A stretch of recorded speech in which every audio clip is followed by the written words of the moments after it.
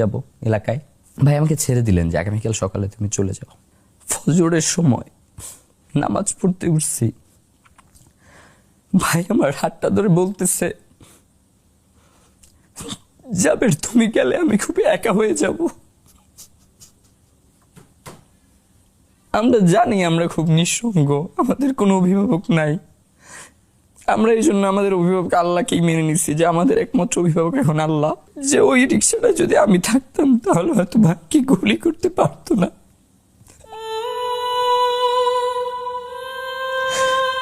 এই যে এত কিছুর কথা বলা হচ্ছে, প্লিজ ভাই আপনারা কেউ একবার বলেন শহীদ ওসমান হাদির হত্যার বিচারটা করবেন, আমরা কেউ রাজপথে গিয়ে দাঁড়াবো। এইটা কি আমরা কোনোভাবে মানতে পারি বলেন ভাই? তিনি তো এই ইলেকশনটাই করতে চাইছিলেন। চলে যাব এলাকায়।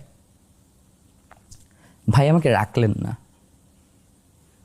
রাতে সবাইকে বসায়া ভাই অঝোর ধারায় কাঁদলেন মোনাজাতে।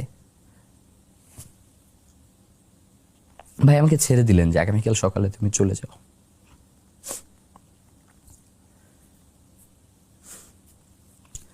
ফজরের সময় নামাজ পড়তে উঠছি, ভাই আমার হাতটা ধরে বলতেছে,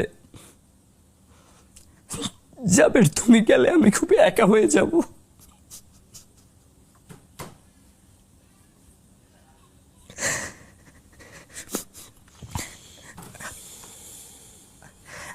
আমি আর গেলাম না, আমি থাইকে গেলাম। আমার কেরিয়ার সামনে করা যাবে, সমস্যা নেই, কিন্তু ভাই তো আমাকে একা রেখে চলে গেল।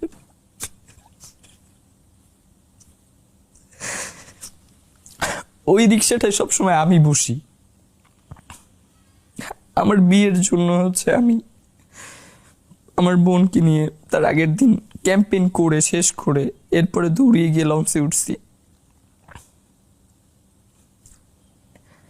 মানে আমার কাছে মাঝে মধ্যে এমনও মনে হয় যে ওই রিক্সাটা যদি আমি থাকতাম তাহলে হয়তো ভাগ্যে গুলি করতে পারতো না।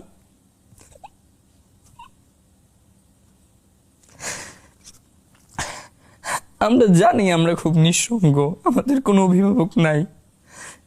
আমরা এই জন্য আমাদের অভিভাবক আল্লাহকেই মেনে নিচ্ছি যে আমাদের একমাত্র অভিভাবক এখন আল্লাহ। আমরা যখন কোনো সিদ্ধান্ত নেই তখন আমরা এই যে এত কিছুর কথা বলা হচ্ছে, প্লিজ ভাই আপনারা কেউ একবার বলেন শহীদ ওসমান হাদির হত্যার বিচারটা করবেন, আমরা কেউ রাজপথে গিয়ে দাঁড়াবো।